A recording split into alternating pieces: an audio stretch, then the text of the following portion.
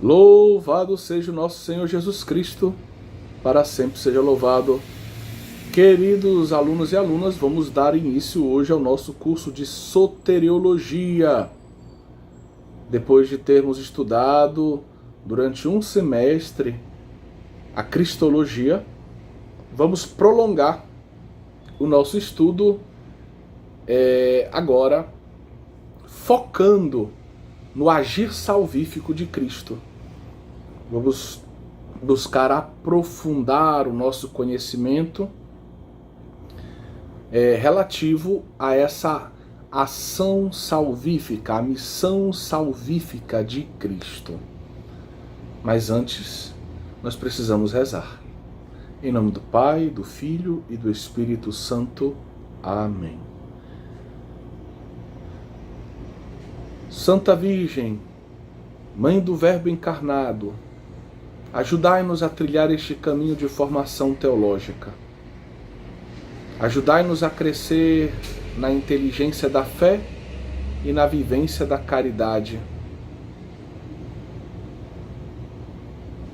Nossa Senhora, sede da sabedoria, rogai por nós. Glória ao Pai, ao Filho e ao Espírito Santo, como era no princípio, agora e sempre. Amém. Em nome do Pai, do Filho e do Espírito Santo. Amém. Então é uma alegria começarmos esse itinerário, que vai ser mais curto do que o de Cristologia, mas que também vai ser exigente, né? Nós vamos, então, mergulhar nesse tratado que é conhecido como soteriologia. Em algumas faculdades, em algumas universidades, né? Dentro do Ordo Studiorum de Teologia, se pressupõe que no curso de Cristologia se estude, né, os elementos essenciais da soteriologia. Mas é também comum ver na organização do currículo de uma faculdade de teologia essa distinção, não separação, mas distinção, né, para usar termos medievais, né, atualizando uma certa concepção medieval que dizia distinguir sim, separar não, né? Então, alguns currículos ou algumas faculdades de teologia separam, convidam seus alunos, depois de terem aprofundado a cristologia, a percorrerem um itinerário de reflexão teológica sobre a ação salvífica de Cristo, a missão salvífica de Cristo. Então a cristologia, esse tratado, entendido agora num sentido mais restrito, seria, vamos dizer, nesse caso, seria o estudo de quem é Jesus. O Verbo encarnado, com duas naturezas, como se relacionam essas naturezas e assim por diante. Enquanto na soteriologia se estudaria o que Jesus realizou, né? O que fez Jesus, o operar redentor, salvífico de Jesus, né? Então é uma disciplina que às vezes, como eu disse, em teoria deveria fazer parte em algumas organizações de itinerários teológicos do curso de Cristologia. Mas como a disciplina de Cristologia é muito rica, temos muita coisa para estudar, a gente nota que na prática o estudo da soteriologia acaba, nesses casos, ficando um pouco esquecido. Ou é aquele assunto dado na última aula de um modo muito corrido, né? E por isso é que vale a pena separá-lo, né? Dedicar uma quantidade menor de aulas para estudar né, à luz de tudo que foi visto na cristologia, é essa ação redentora de Cristo, a ação salvífica de Cristo. E não faltam elementos interessantes que precisam ser aprofundados, né? Nessa introdução, eu gostaria de fazer uma pergunta. Nós estamos repetindo aqui, já repetimos isso algumas vezes, que Jesus realizou uma obra salvífica. E aí nós temos uma grande questão hoje, né? Diante do mundo, no mundo em que vivemos, será que as pessoas sentem necessidade de salvação? Né? Entendamos, por um lado, algo. Quando o homem tem bem viva a imagem, né, da sua condição de pecador, quando o homem percebe claramente que ele peca, que ele é um pecador e que ele repete o seu pecado muitas vezes, e que ele fere, é ferido, se afasta da vontade de Deus, se entristece, vive muitas vezes infeliz por causa do pecado, escravo por causa do pecado, o homem ele anseia por alguém que possa salvá-lo, libertá-lo dessa situação.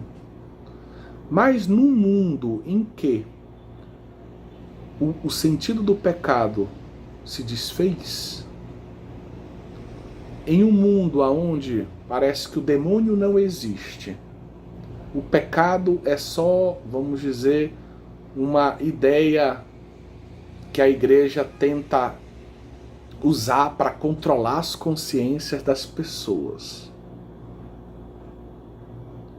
aonde impera um relativismo moral, aonde cada pessoa é que deve dizer, segundo o que entende a respeito de si mesma e segundo a sua visão da realidade, o que é o certo, o que é o errado.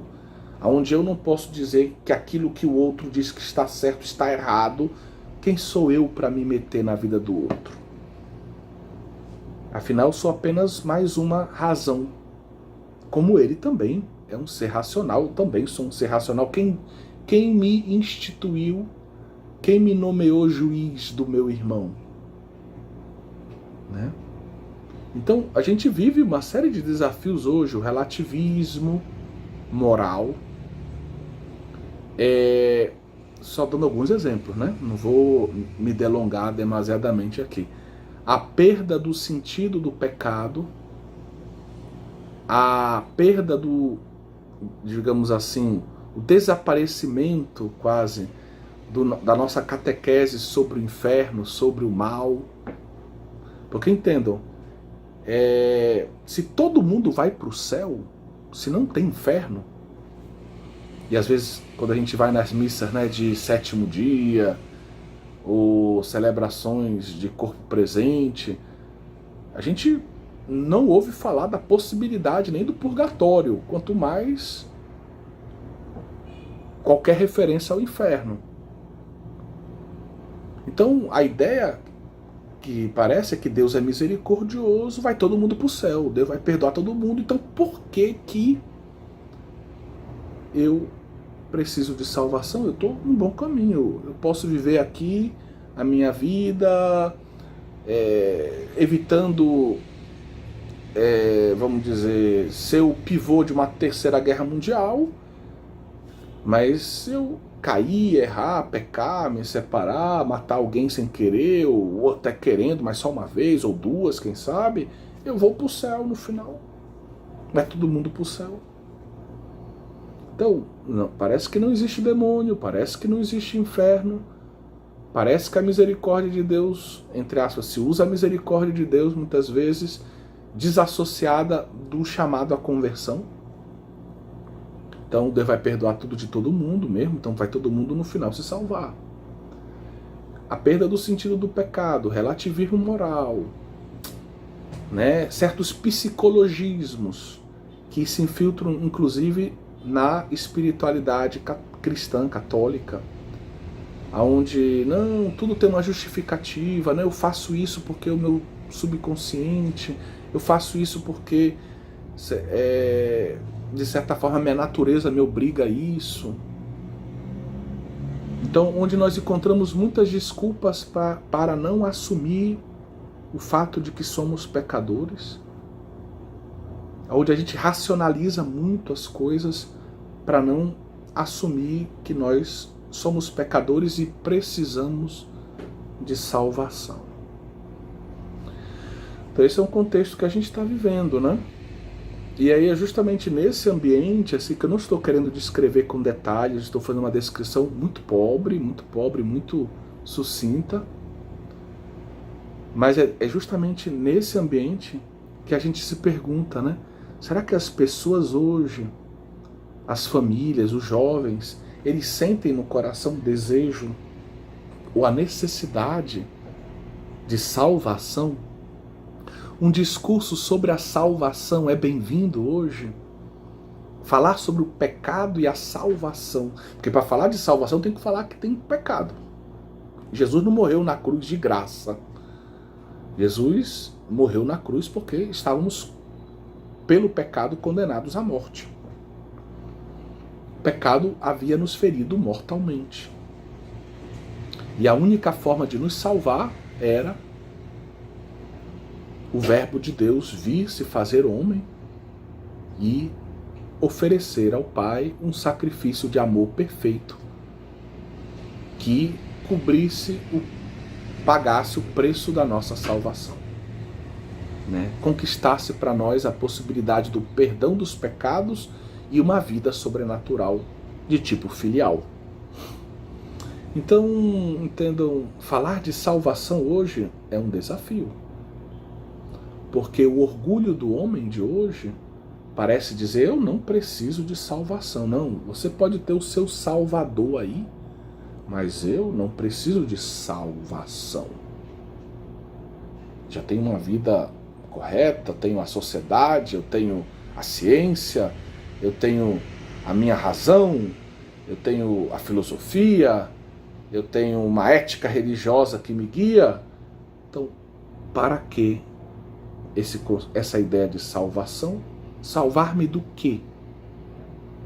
E a gente ouve muitas pessoas que às vezes chegam no final da vida, 90, 100 anos de idade, e dizem assim, se eu, olhando para a minha vida, eu não me arrependo de nada. Então, não tem pecado, não se arrepende de nada. Em outras, a pergunta é, precisa de salvação? Fez tudo certo, tudo direitinho. Precisa de salvação? Vejam a situação em que vivemos. Estou dando apenas alguns exemplos, apenas para nós entendermos como o nosso tratado é importante e, ao mesmo tempo, como é um desafio propor, no tempo de hoje, a boa nova, a perene boa nova da salvação em Jesus Cristo. E ainda tem mais um desafio. Se a gente encontrar pessoas que reconhecem, poxa, eu vejo que eu pequei, eu errei, sim, mas eu preciso de salvação. Mas por que em Cristo? Afinal, tem tantas religiões. Deus não está em todas as religiões. Deus não é Deus que salva. Então Deus não pode me salvar em qualquer religião? Eu não posso ser um bom budista e no final eu vou me salvar? Ora, e aí a gente entra já num outro aspecto que é de um horizonte, né, de um certo relativismo religioso também, aonde parece que religião tanto faz, ou igreja tanto faz, o importante é Deus salva. E Deus pode me salvar nessa religião oriental, nessa religião ocidental, no cristianismo, ou na seita X, no grupo de meditação Z, e assim por diante. Então, muitas vezes a gente encontra pessoas que até dizem, eu preciso de Deus, eu preciso de salvação. Mas por que Cristo? Cristo é apenas mais uma figura dentre tantas. Por que ele? Por que não Buda? Por que não Maomé? Por que não outros líderes religiosos, né? Vejam, tudo que eu estou dizendo faz parte do desafio que vivemos, né? Então, você já sabe que o nosso itinerário, nossa mente teológica funciona nas aulas que nós damos sempre invocando aquele esquema que nós encontramos muito bem apresentado no decreto do Concílio Vaticano II sobre a formação sacerdotal, chamado Optatum Totius número 16.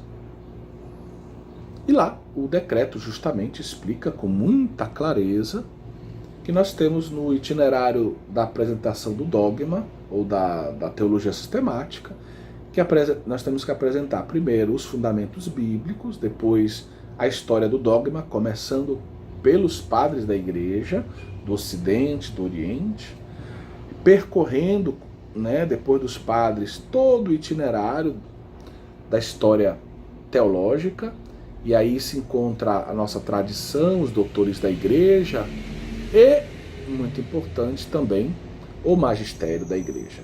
Então, nós temos a Sagrada Escritura, a Sagrada Tradição, o magistério, que são as fontes da teologia. Mas depois também nós somos convidados a aprofundar, digamos, especulativamente, né, de um modo mais especulativo, as grandes questões daquele tratado, tendo como guia, né, como modelo de mergulho especulativo, de reflexão, Santo Tomás de Aquino. E nós temos que aprender também a relacionar o conteúdo daquele tratado com a liturgia, com a pastoral, com a espiritualidade, né? Para que a teologia possa dar as respostas que precisa dar ao mundo de hoje, né? Bem, tentei resumir aqui, mas o ideal é que você leia, né?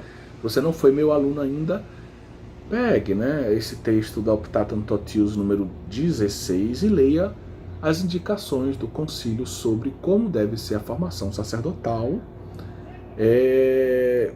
no que concerne a teologia dogmática, a teologia sistemática, tá bom? Bem, eu vou apresentar muito brevemente o nosso material, vamos dizer, as principais obras que nós vamos utilizar, e sempre que necessário, ao longo do curso, a gente apresenta outras obras, né, que vão, digamos, nos iluminar num determinado momento ou em um determinado capítulo do nosso curso, tá bom? Nós temos uma apostila.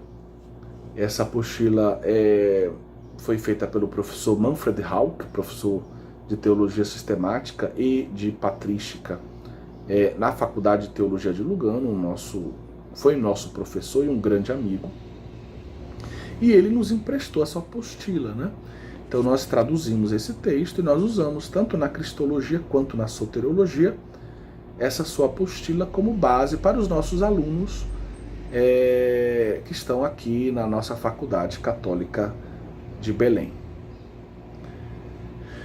Mais uma obra, e infelizmente não está em português, que é uma importantíssima referência para um curso de soteriologia, é essa. E eu tenho, são 2 volumes, como você está vendo, só que esses volumes foram escritos em francês e traduzidos em espanhol e italiano, infelizmente ainda não em português. Eu não tenho os 2, nem em italiano, nem em espanhol, mas eu tenho um em espanhol e um em italiano. Não dei sorte, não consegui encontrar os 2 na mesma língua. Então, o nosso autor é um jesuíta, Bernard Sesboué, que é muito conhecido, tem inúmeras obras em português. Por exemplo, você encontra uma coleção de 4 volumes da editora Loyola, que é História dos Dogmas, salvo engano, em língua portuguesa. Uma edição, uma obra organizada por ele, tá? E nós temos então esses 2 volumes. Aí também tem uma introdução das Paulinas, uma introdução à teologia recentemente publicada também. E aqui nós temos essa obra que é Jesus Cristo, o único mediador. Essa aqui é a edição em língua espanhola, é o primeiro, vamos dizer, o tomo número 1, Ensaios sobre a Redenção e a Salvação. Então, essa obra é muito preciosa. Então, se você puder adquirir pelas redes sociais, pelos sites de vendas, né? Faça isso. Você não vai se arrepender. É da coleção Koinonia e das edições do Secretariado Trinitário. Né? Uma obra preciosa. Em 2 volumes, né? Eu vou apresentar aqui o 2º volume em italiano, que é da São Paulo, é o equivalente a Paulus de lá. Também Jesus Cristo, o único mediador, Ensaios sobre a Redenção e a Salvação. Aqui é o tomo número 2. Então, em italiano, quem preferir, pode procurar os 2 volumes. Quem sabe você dá sorte, encontra e compra os 2 livros na mesma língua, né? Então, essa obra do Bernard Sesboué é muito importante, o 1º volume é muito importante, e a apostila do professor Hauck, ela colhe muita coisa desse livro. Em língua portuguesa, eu indicaria esse volume, que eu já indiquei no curso de Cristologia, do nosso amigo François Costa, editora Cultor de Livros, Jesus Cristo, o único Salvador. E ensinou em Anápolis e depois de ter feito um doutorado na Universidade de Navarra, na Espanha, em Teologia Sistemática e, salvo engano, em Cristologia, né? No Jean Danielou, um grande autor que merece ser mais conhecido no Brasil. E o nosso amigo François Costa dedicou, então, parte dessa obra à soteriologia, para ser mais específico, né? Então ele dedica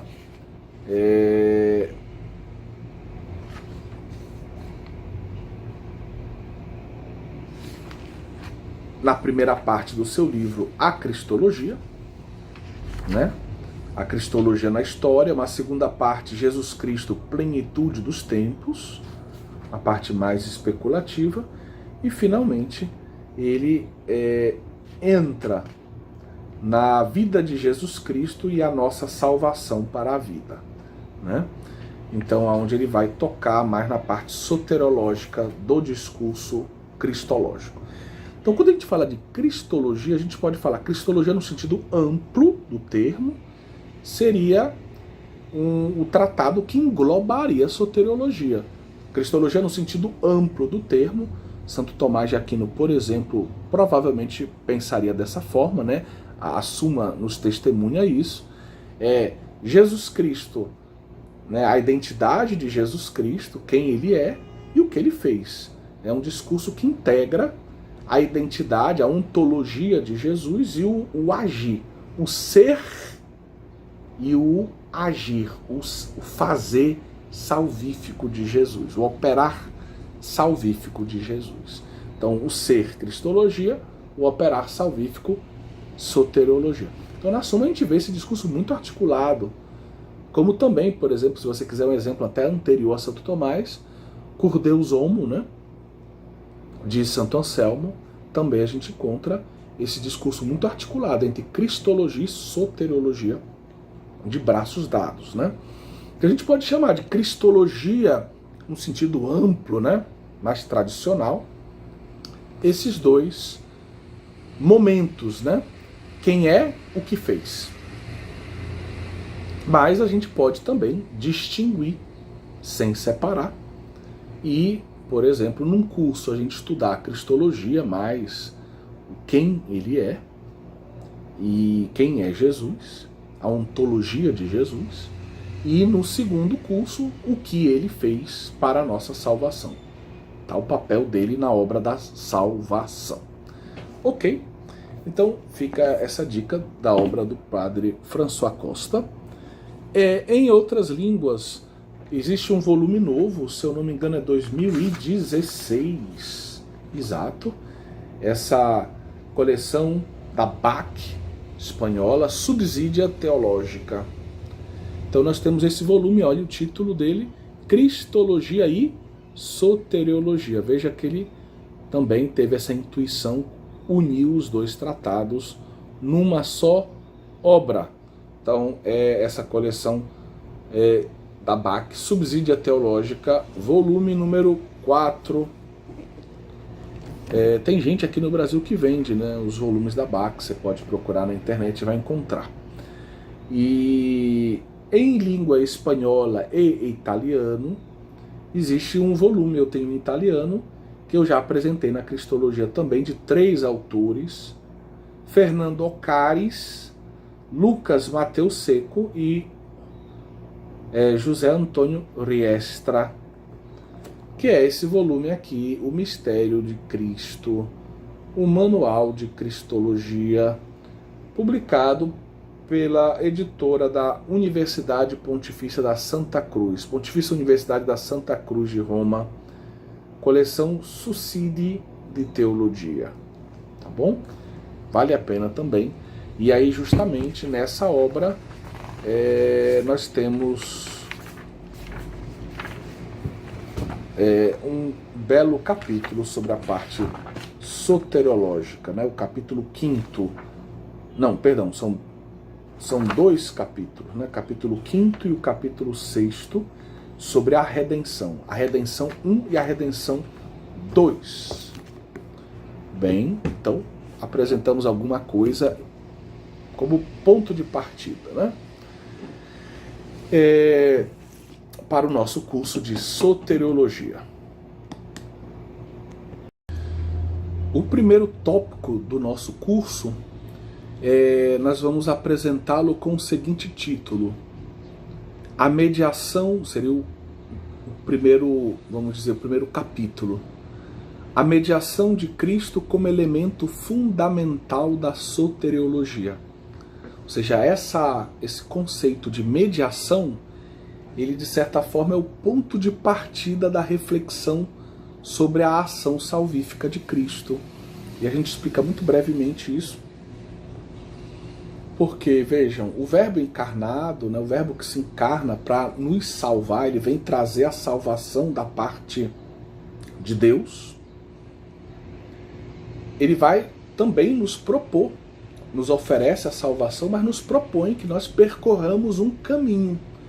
E essa descida, entre aspas, usando essa imagem analógica, né, essa descida salvífica, vai solicitar que nós façamos com Cristo uma subida, um percurso ascendente. Ou seja, a salvação que vem de Deus corresponde um sim da nossa parte, um itinerário salvífico. Nós vamos trilhando, vamos colaborando com essa obra redentora, salvífica em nossas vidas, e vamos, por assim dizer, subindo a escada na direção do céu, né? Na direção da eternidade bem-aventurada, da casa do Pai. São todos imagens e noções bíblicas e profundamente enraizadas na nossa espiritualidade cristã, certo? Então, vocês veem que tem um movimento de descida, de kênos, de esvaziamento, onde o verbo se faz carne e vem ser o Deus que salva, o Jesus, Yeshua, Deus salva. Mas esse Deus que traz a salvação, que se encarnou para nos salvar, ele nos convida a carregar a nossa cruz e segui-lo, percorrer um itinerário ascendente, purificador, de adesão à redenção. É o que nós mais tarde gostamos de usar a seguinte expressão, muito usada na teologia sistemática. Existe a redenção objetiva, que é aquela que Jesus Cristo realizou. Jesus Cristo veio trazer a redenção objetiva. Calma, porque a gente vai ter um momento para analisar o termo redenção mais adiante no nosso curso, não se preocupe. Todos esses termos em torno da noção, da ideia de salvação, todos vão ser analisados, né? O que é salvação, o que é redenção, o que é reparação, o que é o mérito, tudo isso, satisfação, tudo isso vai ser analisado ao longo do nosso curso, tá bom?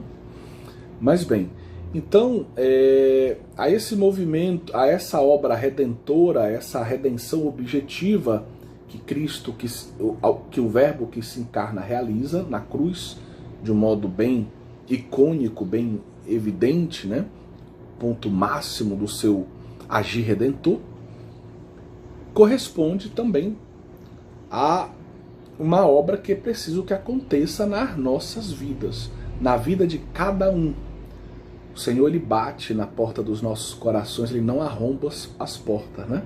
Ele quer, aquele que abrir, o Senhor vai entrar e vai, junto com o Pai, vão fazer morada, vão ceiar conosco, né? Então,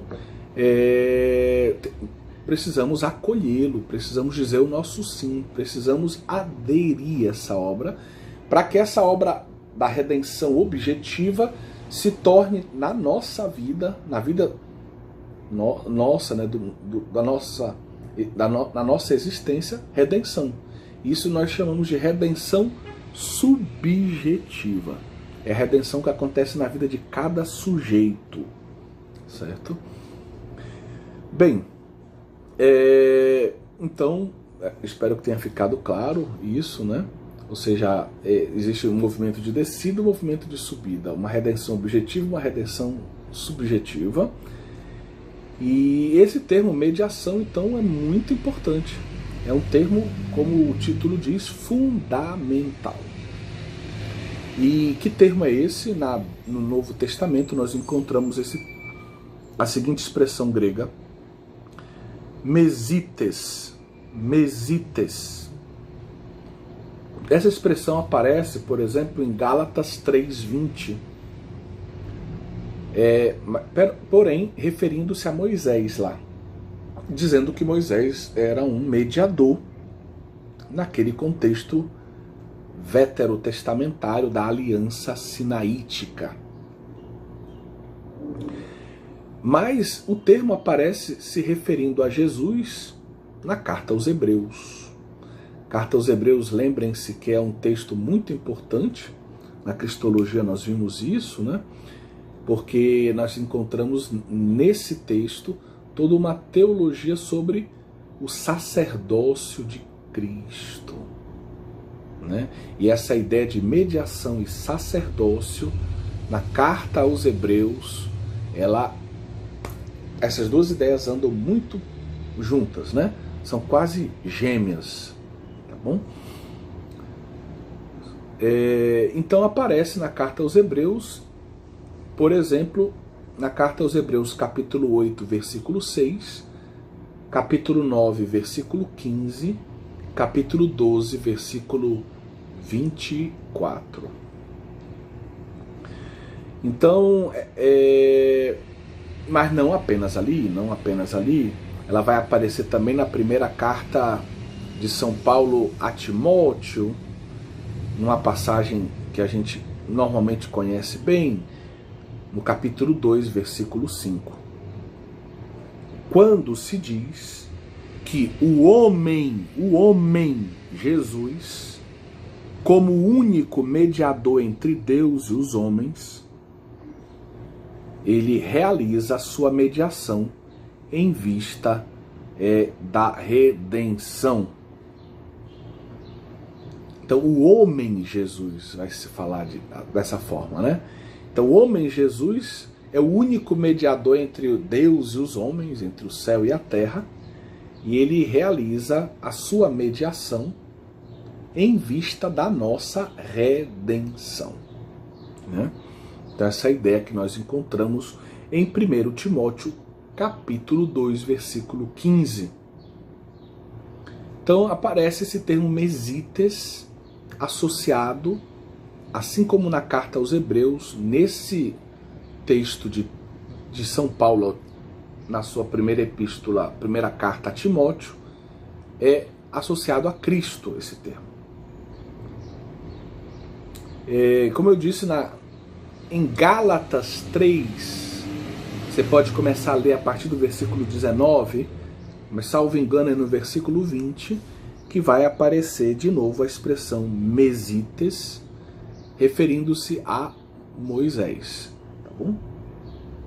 Então, a mediação de Cristo, ela se inscreve nesse processo preparatório também do Antigo Testamento. O Antigo Testamento, ele prepara para o Novo. O Antigo Testamento é um propedêutico para o Novo, né? É um caminho pedagógico, né? Onde a revelação vai acontecendo nas suas diferentes etapas, mas tudo convergindo, tudo preparando para que Cristo, né, cumpra tudo o que foi prometido e eleve, né, à perfeição tudo aquilo que Deus já havia pedido que nós, como povo de Deus, vivêssemos. Jesus não vai abolir a lei e os profetas, mas vai levá-las à sua perfeição, ao pleno cumprimento, né? Então nós temos no Antigo Testamento a ideia de que Deus ele vai agindo na história, vai operando em favor do seu povo, vai se revelando e operando em favor do seu povo através de homens escolhidos, eleitos, que podem ser sacerdotes, profetas ou reis, líderes carismáticos, como juízes, por exemplo, e que são, digamos, poderíamos usar o termo mediadores. Eles ficam no meio, escolhidos por Deus, eles ficam ali no meio, entre Deus e o povo. Então Deus age através deles no meio do povo, e o povo também, muitas vezes, pode pedir a eles que apresente a Deus as suas preces, as suas interrogações, e peça a bênção de Deus para o povo e etc. Então nós temos profetas, sacerdotes, reis, vamos resumir dessa forma, esses homens escolhidos por Deus para serem líderes civis, religiosos do seu povo. Através deles Deus vai falar ao seu povo, Deus vai santificar o seu povo, Deus vai abençoar o seu povo. Através deles o seu povo também vai oferecer a Deus aquilo que é devido a Deus. Então nós vemos que essas figuras de mediação, elas acabam exercendo um papel que é de, vamos dizer, de duas mãos. Ou se você quiser usar a imagem que é mais propícia, de céu e terra, alto e baixo, o mediador fica no meio, e existe uma dimensão da mediação que desce, que é o que Deus oferece ao seu povo, o que Deus diz ao seu povo, a bênção que Deus derrama sobre o seu povo. E essa mediação nós chamamos de mediação descendente, ou mediação também catabática, para usar o termo adequado, né, da liturgia. Mas também existe uma dimensão dessa mediação que é o contrário, né? Os homens, o povo oferece a Deus as suas preces, as suas súplicas, o seu pedido de perdão, por exemplo. E aí o movimento é de baixo para cima, o movimento é ascendente ou anabático, ascendente ou anabático. Então, descendente, ascendente, catabático, anabático, tá bom? Então nós vemos as duas dimensões, mas é claro, é óbvio, quando a gente vai lendo os textos do Antigo Testamento, que a ênfase, que se sublinha, que se coloca, vamos dizer, o foco na dimensão, em qual? Na do povo? Não, na de Deus para o povo. Então, a dimensão descendente, a dimensão catabática, ela merece um destaque especial no Antigo Testamento. Isso é muito claro. Né? Apesar de que se encontram as duas dimensões, mas a dimensão preponderante, a que se manifesta de um modo mais evidente, é a dimensão descendente, tá bom? Ou catabática. Esses mediadores, então, de certa forma, em medidas diferentes, em épocas diferentes, de modos diferentes, eles no fundo estão levando a salvação de Deus. A palavra que quer salvar, a bênção que traz uma salvação, né? A revelação que é em vista da salvação, estão levando essa salvação de Deus para o povo, né? E ao mesmo tempo levando também do povo as súplicas, as orações, as ofertas, né? Os sacrifícios que ele oferece, que o povo oferece a Deus também, em vista da sua própria salvação, né? Também.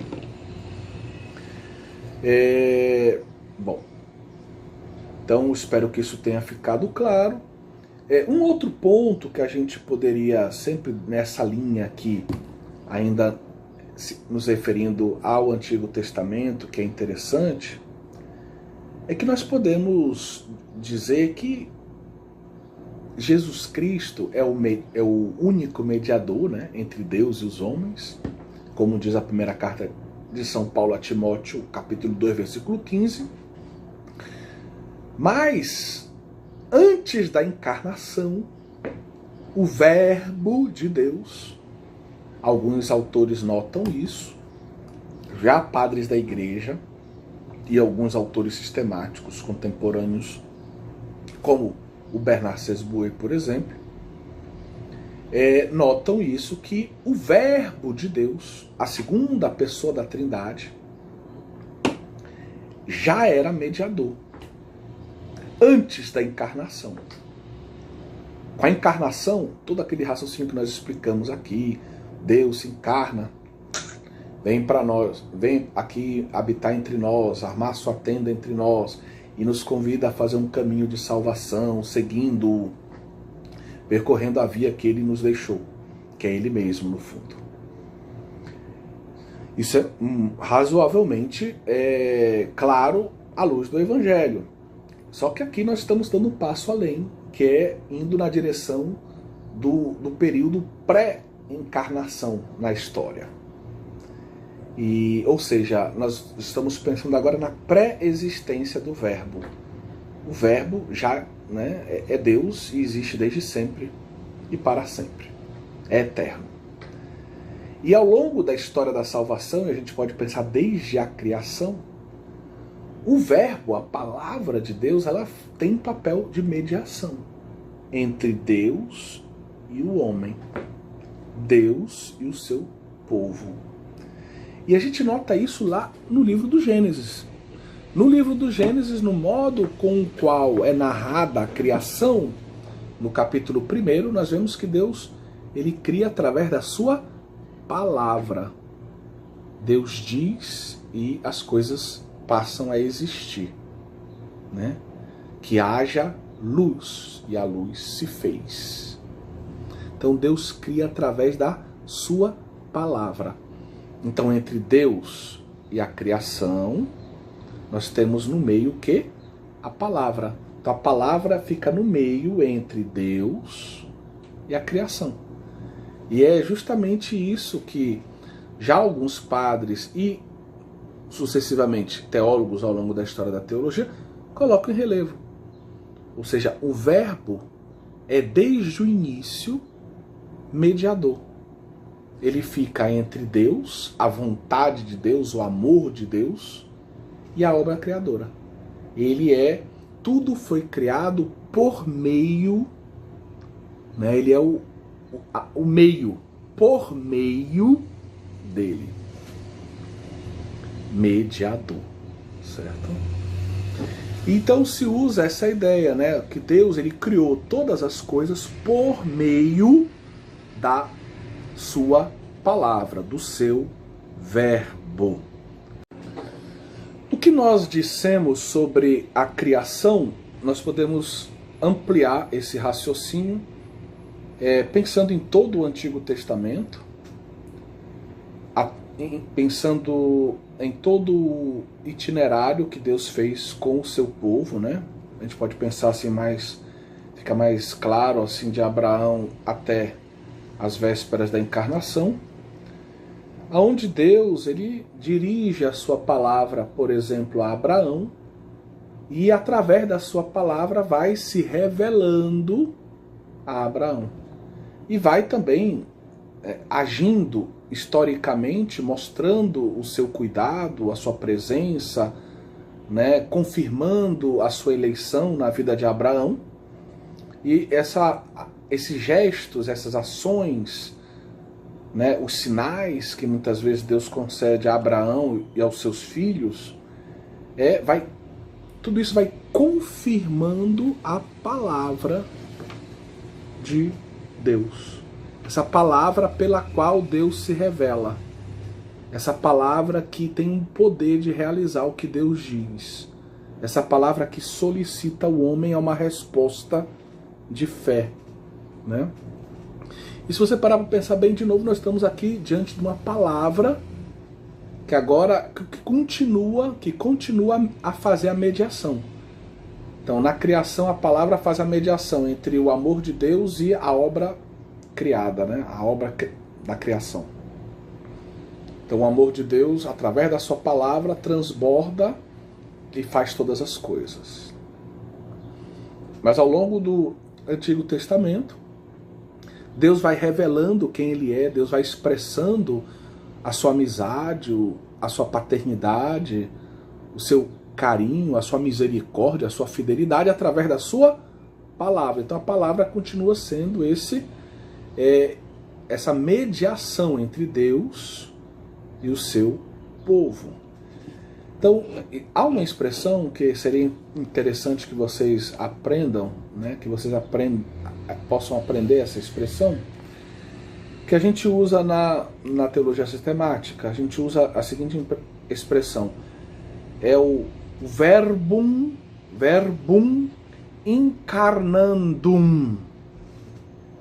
Você deve ter entendido. Verbo incarnandum, encarnação. O que essa expressão quer dizer exatamente, né?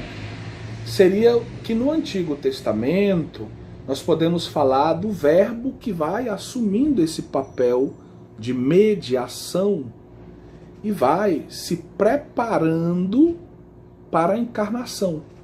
Porque no fundo a encarnação do verbo é o ápice, é o ponto mais alto de um caminho que o verbo já realizava, de uma identidade de mediação que o verbo já tinha, que a palavra, o verbo, já era mediador desde a criação. Já explicamos isso. A palavra foi sendo mediadora, né, durante toda a história da salvação no Antigo Testamento.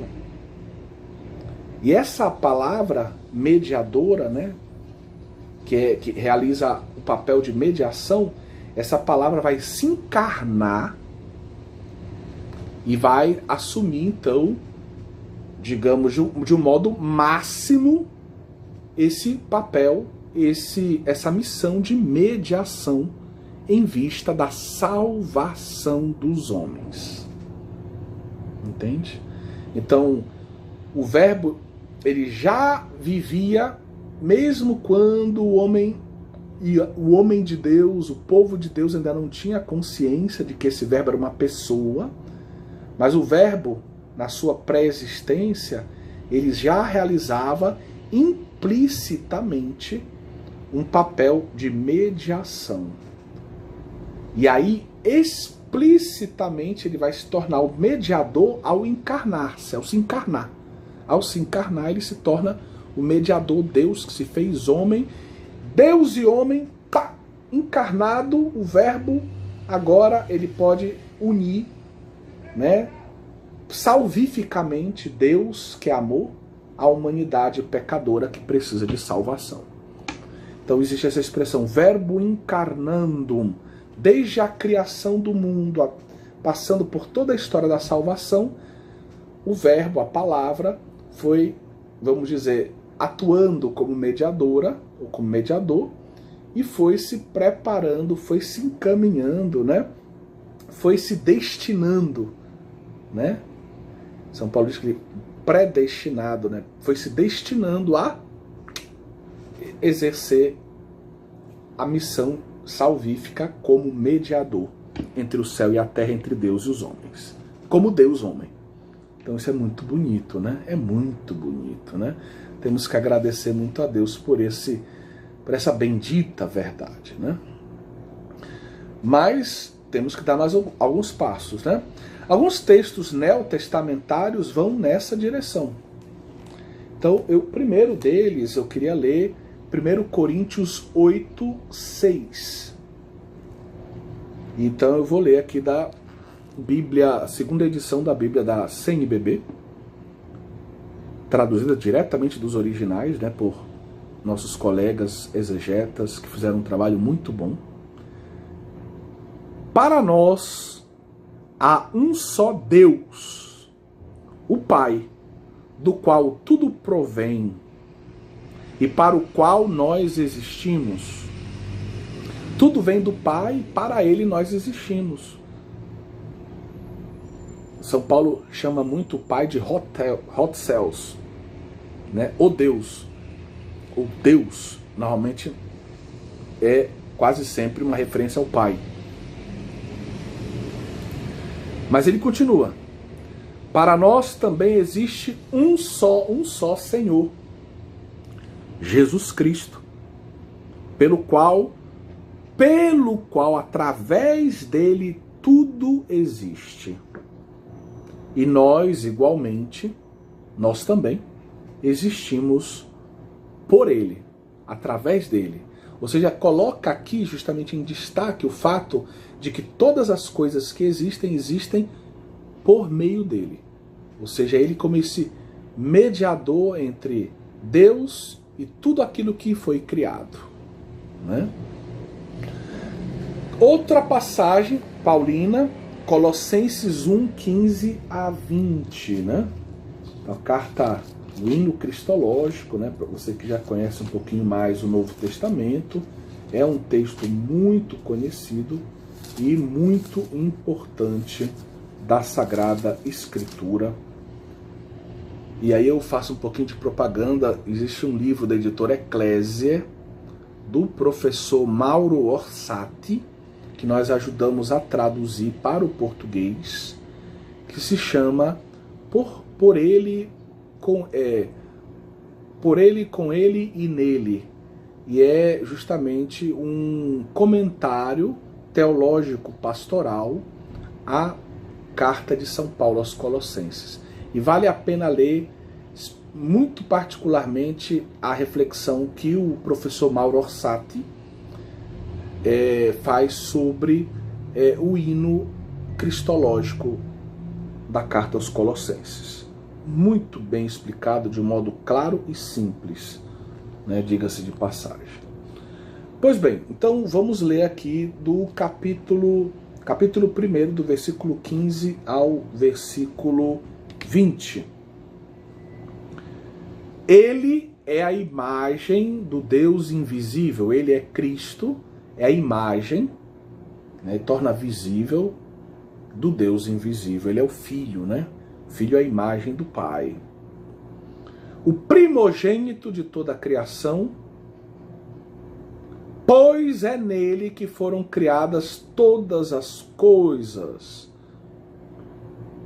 Pois é nele que foram criadas todas as coisas, no céu e na terra, os seres visíveis e os invisíveis, tronos e dominações, principados, potestades, tudo foi criado por ele e para ele.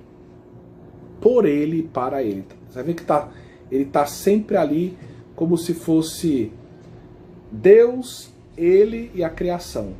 Então a criação, ela existe por ele, e para ela voltar para o Pai, tem que ser por meio dele. Para ele significa vir para ele e dele para o Pai. Ele existe antes de todas as coisas, e nele todas as coisas têm consistência. Aí no versículo 18 se diz que ele é cabeça do corpo, que é a igreja, é o princípio primogênito dentre os mortos, de sorte que em tudo tem a primazia, pois Deus quis fazer habitar nele toda a plenitude, e por ele reconciliar consigo todas as coisas, estabelecendo a paz por seu sangue derramado na cruz, tanto na terra como no céu. É um belíssimo hino, né? Provavelmente pré-paulino, onde no início se fala da criação e no final da redenção. Num hino só, cristológico, se fala da criação e da redenção. Pois aquele que é redentor, salvador, ele também é mediador da criação. Tudo foi feito por ele e para ele, né? Então são textos que justamente vão na direção daquilo que nós dizíamos, essa ideia do verbum incarnandum, desde a criação, por todo o itinerário do Antigo Testamento, né? Vamos dar mais um passo à frente. Podemos agora, depois desses fundamentos bíblicos, vamos pegar dois nomes fortes da teologia, né? Agostinho e Santo Tomás de Aquino, e ver o que eles disseram sobre a mediação de Cristo, tá bom? E o que é que a gente nota, né? Nós notamos, a partir dos textos que nós lemos, bíblicos, que apesar da criação, da Sagrada Escritura ensinar que a criação se realiza por meio do Verbo, a primeira carta de Timóteo, né, de Paulo a Timóteo, e a carta aos Hebreus, quando falam de Jesus mediador, não se referem apenas a Jesus enquanto Deus, mas falam de Jesus Cristo, Deus encarnado, Deus homem. Como nós dizemos, 100% Deus, 100% homem.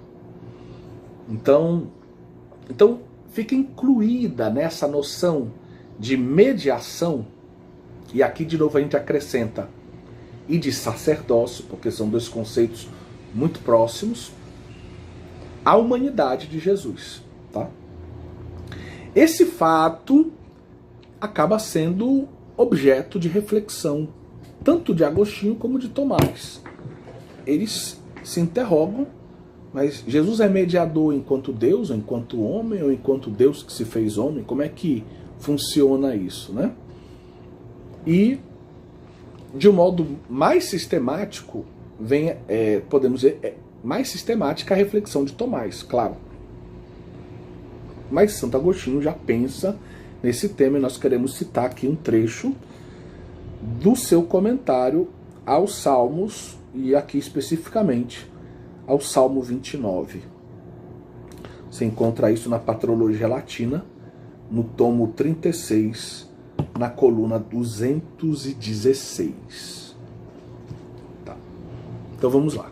Vamos aqui usar essa tradução que o professor Hauck nos propõe na sua apostila.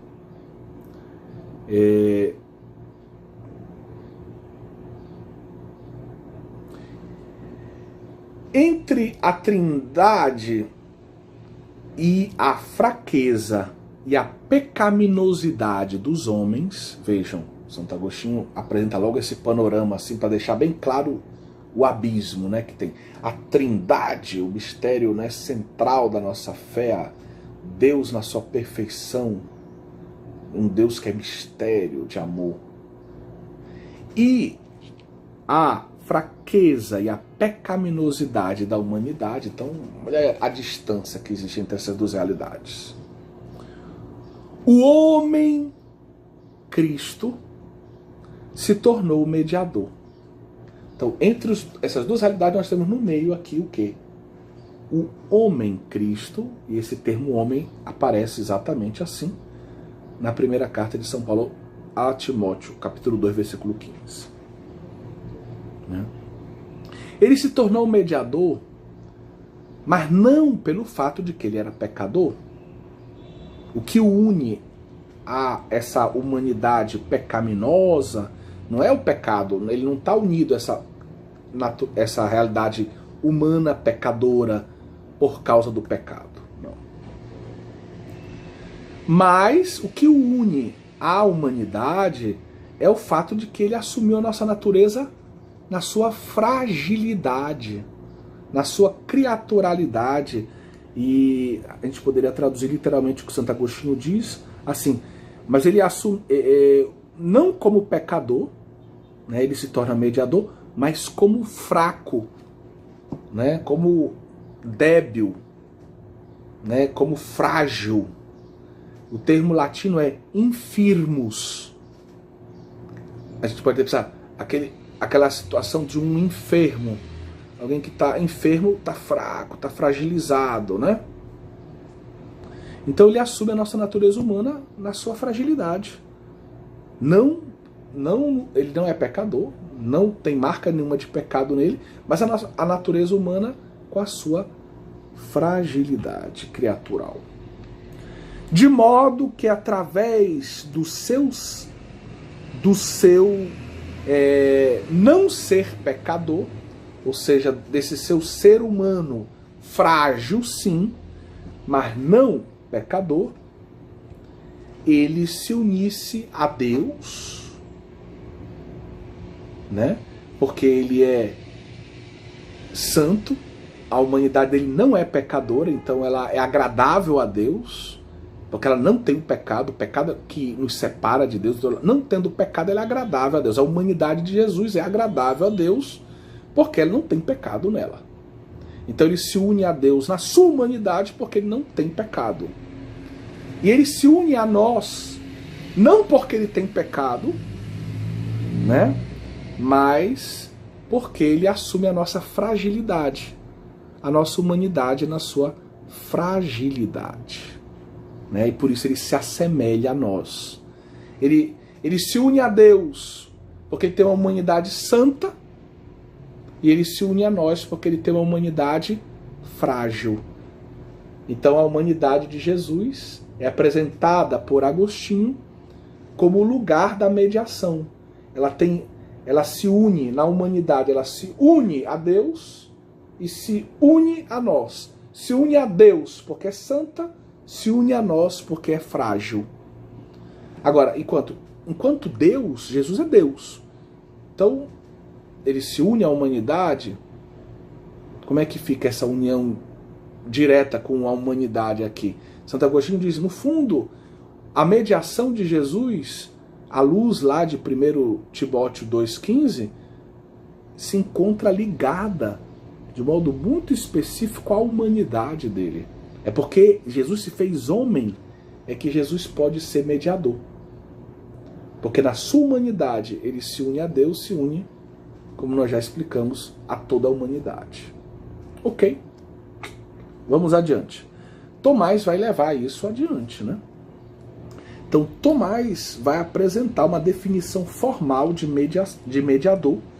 Você pode ver isso na terceira parte da Suma Teológica, na questão número 26, no artigo 1. Você vai na resposta, né, e você vai encontrar bem mais do que a gente vai citar aqui, mas você vai encontrar também o trecho que a gente vai citar agora. São Tomás, então, quer definir o que é o mediador. Ele vai dizer, a função de mediador consiste propriamente, preste atenção, em unir. O mediador une. Unir o quê? Unir aqueles entre os quais ele se encontra. Ele se encontra entre dois extremos, entre Deus e o homem, por exemplo. Então o mediador ele precisa ser capaz de unir essas duas realidades, né? Então consiste propriamente em unir aqueles entre os quais é mediador, porque os extremos são unidos pelo meio, né? O mediador é o meio que une os extremos. E ele continua: ora, unir perfeitamente os homens a Deus convém, na verdade, a Cristo. Ele é aquele que une os homens a Deus de modo perfeito. Pois, por meio dele, os homens são reconciliados com Deus. Então, quem foi que uniu Deus aos homens? Cristo. Ele une porque ele reconciliou. Ele destruiu a inimizade. Ele destruiu o que separava Deus, os homens de Deus. Ele venceu todos os muros de divisão. O padre Raniero Cantalamessa, né, pregador da Casa Pontifícia, capuchinho, ele escreve, né, ele diz assim, que entre Deus e os homens havia 3 muros e que Jesus Cristo quebrou os 3 muros. O primeiro muro era o muro ontológico, né? É o abismo que existe entre o Criador e a criatura. Quando Deus se fez homem, encarnou-se Jesus Cristo, ele quebrou o muro ontológico, né? Esse muro que separa o Criador da criatura. Mas ele quebrou 2 outros muros.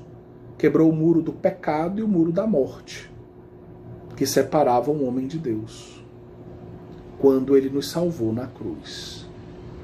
Né? Então Jesus Cristo, nosso mediador, ele destruiu tudo que separava o homem de Deus. Venceu todos os inimigos da comunhão entre Deus, entre o homem e Deus.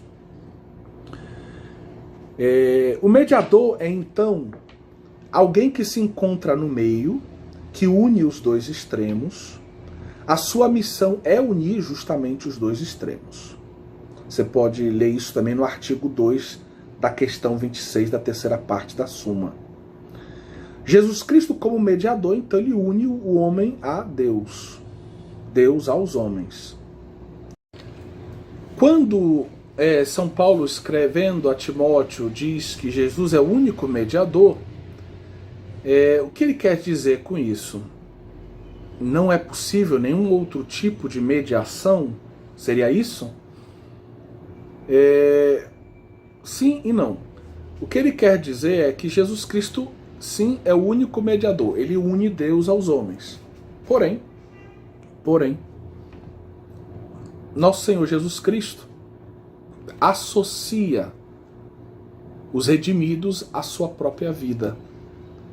Ele perdoa os pecados dos homens e convida os homens a se tornarem filhos de Deus, participando da sua própria vida, participando da vida do Cristo. Nós temos o perdão e uma vida sobrenatural divina, uma vida sobrenatural filial. Somos filhos no Filho. Então Jesus, quando morre na cruz, ele dá a sua vida por nós. Ele, por assim dizer, morre entregando tudo o que ele é por nós. Ele abre o seu ser para acolher no seu coração a humanidade. O seu coração, o seu sagrado coração à humanidade. Isso significa que ele partilha conosco a sua realeza, ele partilha conosco o seu ser mestre, seu ser profeta, ele partilha conosco o seu sacerdócio. Isso faz parte da doutrina católica, né? Pelo batismo, nós participamos da realeza, do sacerdócio e do profetismo de Cristo. Nós nos tornamos corpo de Cristo, nós recebemos o Espírito do Cristo, né? Nós nos tornamos filhos no Filho, cristãos ungidos, né? Para viver uma vida que participa da vida do Cristo. E por isso, na doutrina católica, nós falamos também de uma participação na mediação de Cristo. Assim como nós podemos participar, nós participamos, né, da realeza de Cristo, do profetismo de Cristo, do sacerdócio de Cristo, de 2 modalidades, sacerdócio comum dos fiéis, sacerdócio ministerial, como diz a Lumen Gentium número 10, uma constituição do Concílio Vaticano II sobre a Igreja. Nós encontramos isso dito lá. Nós também participamos da sua filiação, participamos, né, do seu amor, da sua misericórdia, mas participamos também da sua mediação. Então ele é o único mediador? Absolutamente sim. Mas é possível falarmos de mediações participadas, ou de uma participação na mediação do Cristo, certo? Santo Tomás de Aquino trata disso também no artigo 1º da questão 26 da terceira parte da Suma. Ele usa a seguinte expressão, né? Outras pessoas podem colaborar com a mediação de Cristo, ou participar da mediação de Cristo, somente dispositivi vel ministerialiter. Ou seja, eles podem participar, entre aspas, ministerialmente, né? Participar da mediação, que na verdade é a mediação do Cristo, absolutamente ela pertence a Cristo, mas nós podemos participar dessa mediação, né? Então, por exemplo, os pais podem ser mediadores em Cristo de Deus para com seus filhos. Um esposo em Cristo pode ser mediador entre Deus e a sua esposa. Um padre numa paróquia em Cristo, unido a Cristo, em persona Christi, ele é mediador entre Deus e os seus paroquianos, e assim por diante, né? Podemos até pensar nos anjos, né? Os anjos também podem, né, exercer um papel de mediação, sempre como uma espécie de participação naquele que é a mediação de Cristo, né? Eles podem ser associados à mediação de Cristo para cumprir certas funções.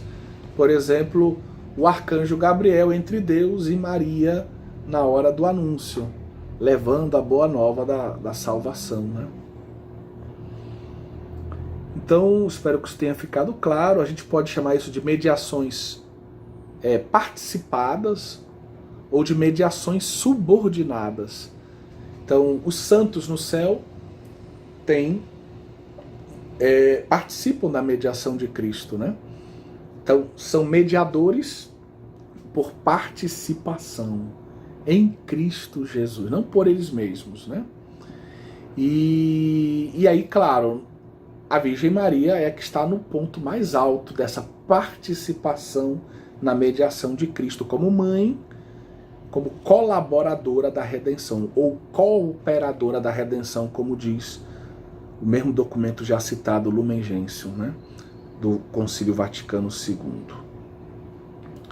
Bem, então, a mediação, esse papel de mediação, esse serviço de mediação, estar no meio, unindo Deus aos homens, unindo os extremos, pressupõe uma constituição ontológica de Cristo, né? Ou seja, São Tomás vai deixar isso claro. Para exercer essa função, ele tem que ter um ser adequado. A função vai ser exercida na medida em que ele tiver o ser necessário. E para unir Deus aos homens, nada melhor do que um Deus que se faz homem. O ser, a ontologia do Cristo, que vai permitir com que ele exerça o papel de mediação, salvífico de mediação, soteriologia, né? Daí tá tocando cristologia, soteriologia. E isso nos dois sentidos da mediação, tanto no sentido descendente quanto no sentido ascendente, catabático, anabático da mediação. E Santo Tomás vai dizer que em todos esses sentidos cabe, de um modo especial, à humanidade de Cristo o papel de mediador. Lembra lá de Santo Agostinho, ele vai na mesma estrada, só que a argumentação dele é diferente. Enquanto Santo Agostinho vai valorizar o que tem de parecido, a humanidade santa une a Deus e a humanidade frágil une a humanidade, São Tomás de Aquino vai dizer, olha, para ser mediador entre esses dois extremos, o aspecto central da humanidade de Cristo tem que ser diferente dos dois.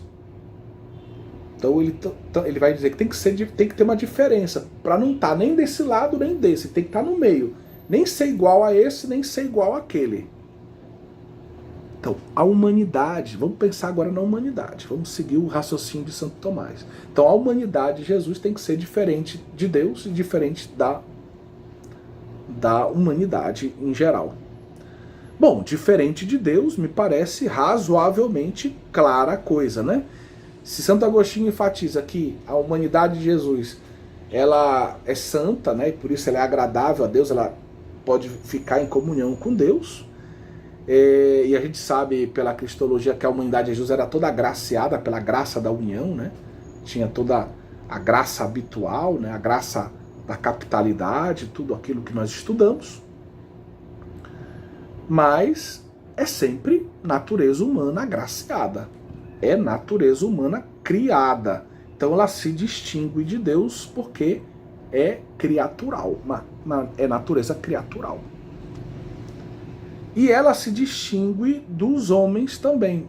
Porque apesar de ser humana, né, natureza humana de Cristo, mas tem uma diferença, né?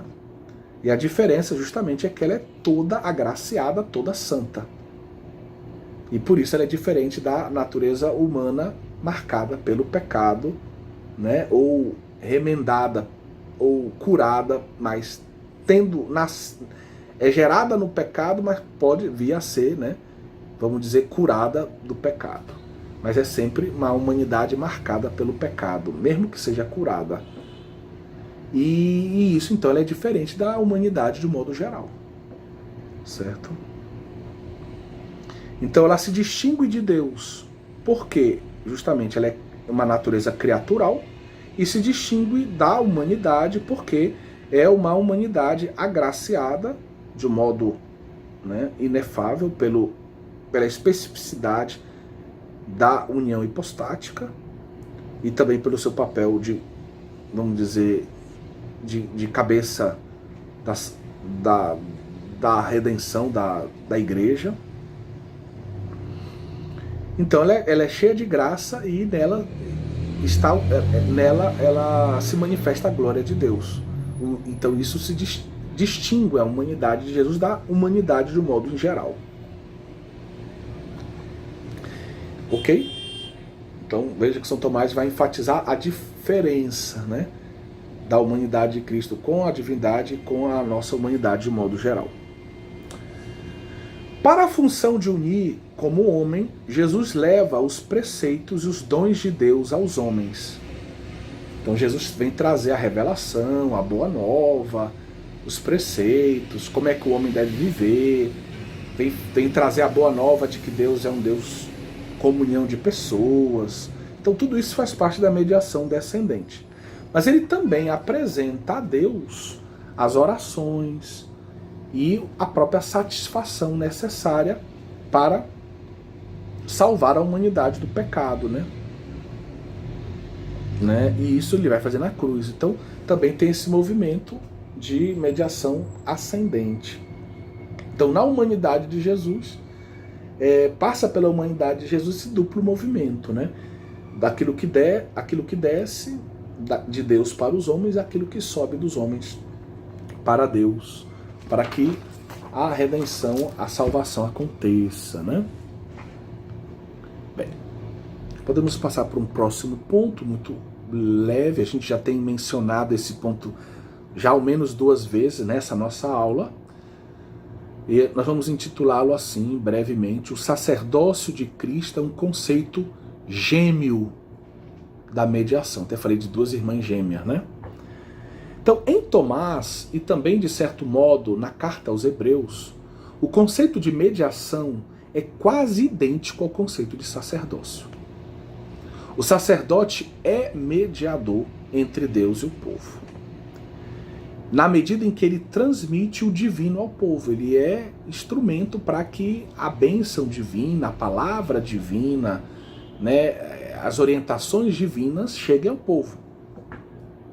E isso é a mediação descendente, como nós já explicamos. E ao mesmo tempo ele oferece a Deus, em nome do povo, as orações, os sacrifícios, né? Pede o perdão dos pecados para o povo. Essa é a mediação que sobe do povo para Deus através do sacerdote, mediação ascendente, né? Então, como vemos a descrição do sacerdote, tanto biblicamente falando, né, e aí eu remeto ao nosso curso sobre o sacramento da ordem, faço uma propaganda do nosso livro Consagrados para a Missão, da editora Eclese. Compre, que vale a pena se você quer estudar, conhecer bem o sacramento da ordem. A descrição do sacerdote é mais ampla do que aquela que parece reduzi-lo ao simples ato de oferecer sacrifícios a Deus, né? E às vezes, eu sei que na história das religiões, na sociologia das religiões, às vezes também, e às vezes até numa certa visão teológica, veterotestamentária, a gente associou tanto sacerdócio e sacrifício, e as duas coisas andam realmente sempre juntas, sacrifício e sacerdócio, que a gente às vezes pode ficar com uma visão um pouco limitada do sacerdote. O sacerdote apenas como aquele que oferece sacrifícios. E o sacrifício é um ato que ascendente. Oferece sacrifício em nome do povo, pedindo a graça de Deus. Mas o sacerdote não é só isso. Se a gente vê todas as funções do sacerdote no Antigo Testamento, função oracular, função de ensino, função de bênção, função de deve garantir a pureza ritual, deve cuidar do santuário, deve oferecer os sacrifícios, deve ser juiz nas questões mais difíceis relativas ao bom exercício, ao cumprimento da palavra de Deus e à vivência da aliança. Então, quer dizer, se a gente tem uma visão mais ampla, mais larga do sacerdócio, a gente vai ver que o sacerdócio não é só um oferecer sacrifício a Deus. É muito mais do que isso. Então tem uma dimensão ascendente e uma dimensão descendente. Não que a gente não possa incluir no sacrifício uma dimensão descendente, porque a gente oferece a Deus e espera que Deus nos dê um perdão, nos dê uma bênção a partir do sacrifício que a gente oferece. Tá? Então a gente pode ter uma visão mais ampla do sacerdócio, não apenas limitada ao agir sacrificial, tá bom? Eu convido vocês a essa visão. Então, o que eu quero que vocês tenham em mente é que na Sagrada Escritura e no pensamento de Santo Tomás de Aquino, que é um pensamento de referência sistemático, nós temos assim, mediação e sacerdócio são dois conceitos gêmeos que muitas vezes podem ser usados praticamente como sinônimos, muitas vezes, tá bom? Então o sacerdote não só na Sagrada Escritura, mas eu queria me referir ao fato, o sacerdote hoje na igreja, ele é um mediador. Ele não é, entendamos assim, só um chefe de uma comunidade, um líder sindical. Existem muitas visões assim rarefeitas e imperfeitas, mutiladas, parciais do sacerdócio. O sacerdócio católico, ele é sim um mediador. E assim como a gente disse que o papel, a função mediadora de Jesus Cristo tinha que estar ancorada, alicerçada na ontologia, o ser tem que capacitá-lo a exercer esse papel de mediação. Da mesma forma, no sacerdócio ministerial, existe um ser que tem que ser capaz de realizar uma missão, um serviço. Então, não é só fazer, tem um ser. E é essa a doutrina católica. O sacerdote católico, ele recebe um sacramento que imprime caráter. E o imprimir caráter significa uma transformação ontológica. Ele recebe um ser configurado a Cristo para que ele possa, de um modo novo, diferente do batismo, diferente da confirmação, de um modo novo, específico, para que ele possa exercer um ministério sacerdotal. Então não é só fazer, tem um ser O fazer, ele depende do ser. Né? Primeiro eu sou para depois fazer. Se eu não sou, não posso fazer nada. Se eu não tenho um ser capaz, eu posso voar por aí com a minha própria mão? Não posso, porque eu não sou pássaro. Então, enquanto homem, o meu ser não me capacita a voar por aí. Mas o meu ser sacerdotal me capacita a exercer uma missão de mediação, que é sempre participação na mediação do único mediador, que é Cristo. Então, nossas mediações são mediações por participação, participadas ou subordinadas. Ok? Vamos encaixando aí tudo que estamos estudando, né? Vamos passar para um próximo ponto, que nós vamos intitular da seguinte forma: a correspondência entre a mediação salvífica de Cristo e a vida trinitária. Né? Então nós já explicamos, né, que o Verbo ele foi assumindo um papel de mediação desde a criação, durante todo o Antigo Testamento, o Verbo encarnando, né? E até que na encarnação isso ficou, né? Isso chegou ao seu ápice, né? Ficou explícito. Mas aqui nós queremos citar São Boaventura. São Boaventura ensina que o fundamento último da mediação de Cristo se encontra no mistério trinitário. Então ele vai dizer, olha, Jesus Cristo, quem é Jesus Cristo? Jesus Cristo é o Verbo encarnado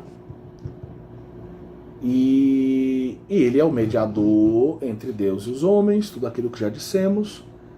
E ele vai dizer, olha, o fundamento primeiro dessa mediação de Jesus não é apenas o fundamento já digamos, naquilo que na teologia trinitária a gente chama de trindade econômica, no agir de Deus para fora dele mesmo, né? O agir de Deus ad extra, né? A trindade econômica. Não.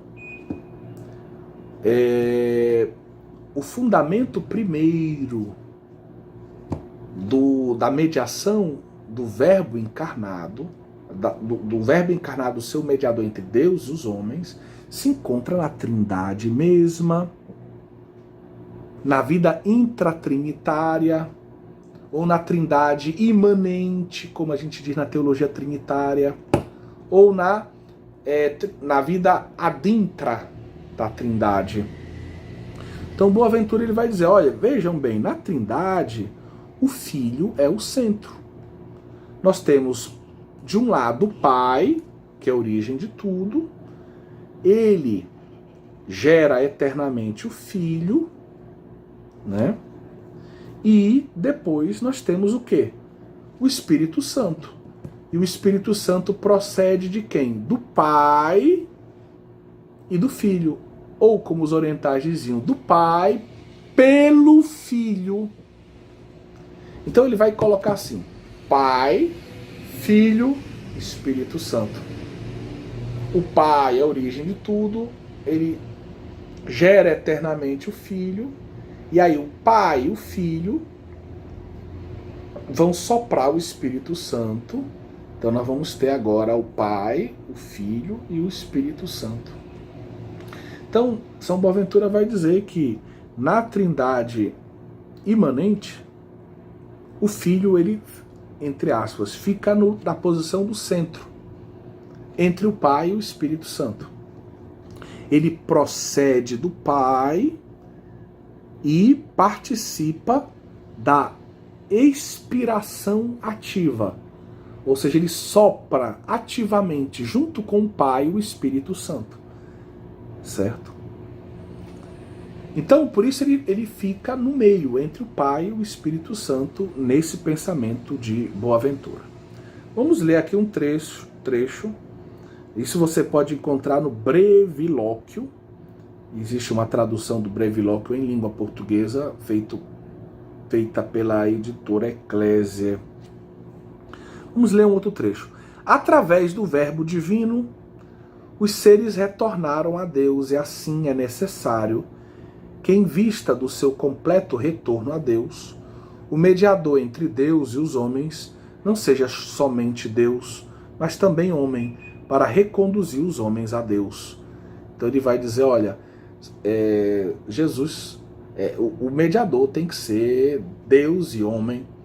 Enquanto Deus ele vai fazer com que aqueles que vieram de Deus voltem para Deus, aqueles que saíram de Deus, o êxito, saindo de Deus, voltem para Deus, réditos, mas também convém que ele seja homem, para ele poder justamente reconduzir os homens feridos pelo pecado até Deus. Então São Boaventura vai dizer, sim, que maravilha, convinha que o nosso mediador fosse Deus, porque assim ele pode levar de volta para Deus aqueles que saíram de Deus, mas que ele fosse homem também, para levar os homens para Deus, certo? Então vejam, São Boaventura ele une a ideia de trindade imanente, a trindade na vida intratrinitária, e a ideia da obra da redenção.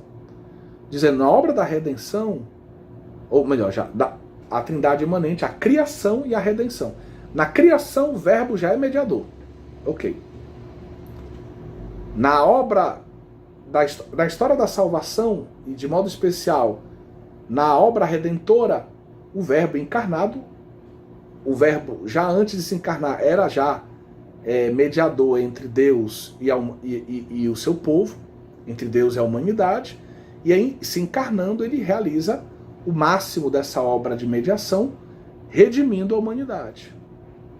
Mas a base, segundo São Boaventura, de todo esse papel mediador do verbo antes da encarnação, desde a criação, durante toda a história da salvação, e do verbo encarnado na sua obra redentora soteriológica, a base teológica dessa mediação se encontra na Trindade, lá na vida intratrinitária de amor.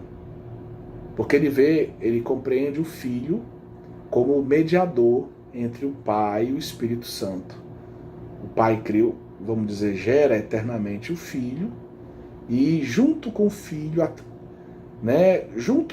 e por meio do Filho, como os orientais gostam de dizer, através do Filho ele vai soprar o Espírito Santo eternamente. E o Filho vai participar desse sopro. Tá bom? Então o Filho teria uma posição central dentro da Trindade, a posição de mediação. Então, para Boaventura, esse seria o fundamento primeiro da mediação de Jesus. Então nós vamos terminar aqui a nossa aula por causa do tempo. Espero que você que tem a apostila possa reler. Né? O conteúdo é um conteúdo denso, nós estamos tentando simplificá-lo, mas é muito bonito, né? E deve provocar em nós não só, digamos, estimular a nossa inteligência, mas deve estimular também o nosso coração.